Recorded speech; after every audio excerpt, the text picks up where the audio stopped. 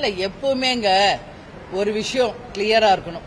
இன்னைக்கு ஒரு தேர்தல் வாக்குறுதி நம்ம கொடுக்கிறோம் அப்படின்னா உறுதியாக அந்த தேர்தல் வாக்குறுதியை நம்மால் நிறைவேற்ற முடியும் என்று மட்டும்தான் அது வாக்குறுதியா நம்ம கொடுக்கணும். நம்ம தேர்தலில் ஜெயிக்கணும், ஓட்டு வாங்கணும் அப்படின்றதுக்காக எதையோ ஒன்று தேர்தல் வாக்குறுதியா கொடுத்துட்டு ஜெயிச்ச பிறகு நம்ம நிலைப்பாடை மாற்றினால் நிச்சயமாக மக்கள் கேள்வி கேட்பாங்க. எந்த மக்களும் வந்து உங்ககிட்ட கேட்கலையே, எங்களுக்கு 6 சிலிண்டர் இலவசமா கொடுங்கன்னு எந்த தாய்மாராவது கேட்டாங்களா? இல்லையே. அப்போ நீங்க ஜெயிக்கணும், உங்க ஓட்டு வாங்கணும் அப்படின்னு நீங்க ஒரு ஸ்கீம் அறிவிச்சா கட்டாயம் அதை பண்ணணும். அதுல மாற்று கருத்து கிடையாது. அதனால வாக்குறுதி கொடுத்தா எந்த வாக்குறுதியா இருந்தாலும் எந்த அரசாங்கமா இருந்தாலும் கண்டிப்பா நிறைவேற்றணும். வெற்றி பெறுவதற்கு ஒரு நிலைப்பாடு, வெற்றி பெற்ற பிறகு ஒரு நிலைப்பாடு என்றால் அது நிச்சயம் மக்களும் ஏற்றுக்கொள்ள மாட்டாங்க. அதை தேமுதிகவும் வன்மையாக கண்டிப்போம். ஏன்னா முடியாதுன்னு ஏன் வாக்குறுதியா கொடுக்கறீங்க? கொடுத்தா மக்களுக்கு செய்யணும். இன்னைக்கு 2500 ரூபாய் உரிமை தொகை பெண்களுக்கு கொடுக்கறோம் சொன்னாங்க. இன்னைக்கு வரைக்கும் கொடுத்தாங்களா? ஏற்கனவே கொடுத்த ஆட்சியில கொடுத்த அதே 1000 தான் கண்டினியூ ஆகுது. அப்ப எதுக்கு வாக்குறுதி கொடுக்கறீங்க? இன்னைக்கே ஏற்கனவே 10 லட்சம் கோடி கடன்ல இருக்குது தமிழ்நாடு. அப்படி இருக்கும் பொழுது வாக்குறுதிகளை கொடுத்து கொடுத்து மக்களை ஏமாற்றும் ஒரு அரசியல் தவறான ஒரு முன்னுதாரணம். மாற்றம் என்று சொல்லி எந்த மாற்றத்தையும் முன்னுதாரணமா கிடையாது. அதனால இதெல்லாம் தப்புங்க. மக்களுக்கு ஒரு வாக்குறுதி கொடுத்தா செய்யணும். ஏன் இன்னைக்கு கேப்டன் இல்லைனாலும் அவர் செஞ்ச அந்த நலத்திட்ட உதவிகளை நாங்க தொடர்ந்து ஏன் பண்றோம்? மக்களுக்கு ஒரு வாக்குறுதி நம்ம செய்யறோம்னு சொன்னா செய்யணுங்க. அது எவ்வளவு பிரச்சனை இருந்தாலும் இல்ல முடியாதுன்னா முதல்ல சொல்லணும். அதனால வாக்குறுதி கொடுத்தா யாராவது செஞ்சுதான் ஆகணும்.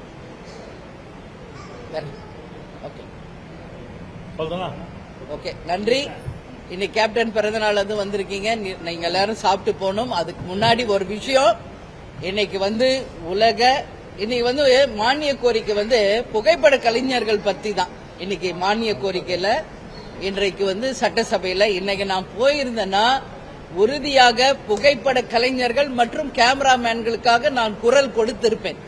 ஏற்கனவே சட்டசபையில கேமராமேன்கள் 5 பேர் நின்ன இடத்திலே 6 மணி நேரம் 7 மணி நேரம் நிக்கிறாங்க. அவங்களுக்கு ஓய்வு இல்லை என்போது பேரவைத் தலைவரிடம் கேட்டு பெற்று 1 ஹவருக்கு ஒரு வாட்டி அவங்கள ரிலாக்ஸ் பண்ணி மாற்றம் வேற ஒரு ஆளை மாத்தி நீங்க பணி அமர்த்தணும்னு சொன்ன நெக்ஸ்ட் டேவே அது பேரவைத் தலைவர் பண்ணாரு. அதுக்கு அவருக்கு நன்றி சொல்லியிருக்கேன். ஏன்னா இன்னைக்கு பிரஸ் மீடியா பீப்புள், அதே மாதிரி பிரஸ் அண்ட் மீடியா, புகைப்பட கலைஞர்கள், கேமராமேன்கள் எல்லாரும் உங்களுடைய பணி மிக மிக கஷ்டமான ஒரு விஷயம். அது வெயிலோ மழையோ புயலோ எவ்வளவு பிரச்சனைகள் இருந்தாலும் உங்கள் கடமையில நீங்க சிறப்பாக இருக்கீங்க. நிச்சயமாக உங்களுக்கு தேமுதிக துணை நிற்கும். மானிய கோரிக்கையில இன்னைக்கு நான் சபைக்கு போல இருந்தாலும் அது துறை சார்ந்த அமைச்சரிடம் தேமுதிக உங்கள் சார்பாக நான் மனுவை கொடுப்பேன். நான் எப்ப மனு 2-3 நாள் கழிச்சு போகும்போது கொடுப்பேன். புகைப்பட கலைஞர்களுக்கும் கேமராமேன்களுக்கும் பிரஸ் பீப்புளுக்கும் அந்த செக்ரட்டரியேட்லயே இன்னும் நிறைய ஃபெசிலிட்டிஸ் ரொம்ப கம்மியா இருக்கு. நான் டெய்லி அங்க போகும்போது இதை பார்த்துக்கிட்டு இருக்கேன். எல்லாரும் என்னிடம் நேரடியாக முறையிட்டு இருக்கிறார்கள். உறுதியாக இதை நான் பேரவைத் தலைவருக்கும் முதலமைச்சருக்கும் துறை சார்ந்த அமைச்சர்கள் கவனத்திற்கு நான் கொண்டு செல்வேன். நிச்சயம் இந்த ஜனநாயக நாட்டில் ஒரு தூணான பிரஸ், மீடியா அண்ட் கேமராமேன், புகைப்பட கலைஞர்கள் உங்களுக்கு தேமுதிக என்றைக்கும் துணை நிற்கும் என்பதையும் இந்த நேரத்தில் உங்களுக்கு சொல்றேன்.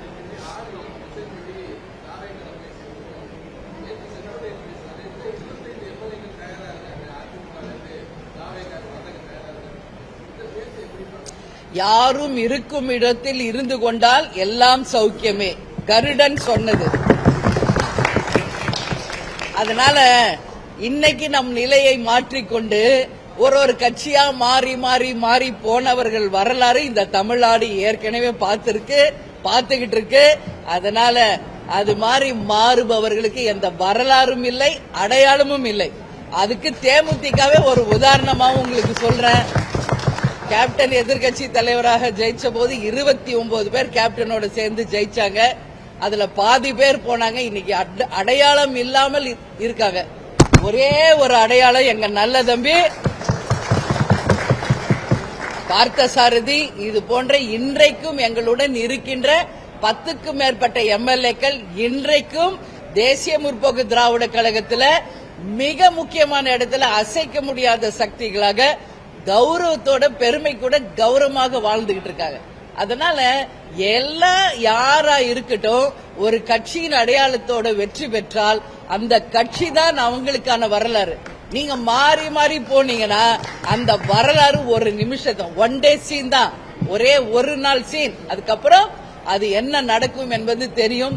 எனவே இப்ப நான் சொன்ன பழமொழி தான் அதற்கு உதாரணம்.